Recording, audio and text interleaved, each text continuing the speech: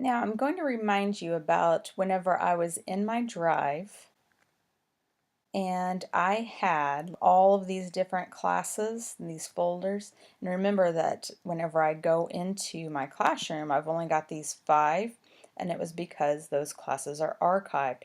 I wanted to save the data from my classes, but I did not want the classes to show up for me. I didn't want my classes to show up right here for my students, because then anytime that they go in here, they're going to have access to this class that is active. So what I did was I archived it. I'm going to go to my pancakes here and scroll down, and it says archived classes. And there's my 2 classrooms that I used with students last year. Very, very easy to do that. I'm going to go into this one here and I'm going to archive this. Okay, let's say I'm done with this. I don't want to use it anymore. So the way that I archive it is by looking at all of my classes.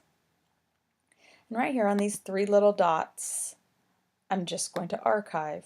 It's going to say, are you sure you want to?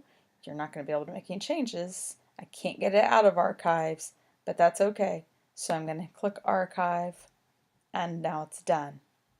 Now if I go into my archive classes, there's a new one that wasn't there before. So this is the way that you want to handle things at the end of the school year, or let's say if it's a semester long class and at the end of the semester you want to do this. So therefore you still have access to all the assignments that you gave, so you can reuse posts, and so that you can go back and access the data from your students if you like to. But it's not going to be active, so there's not going to be any kind of communications that can come from this.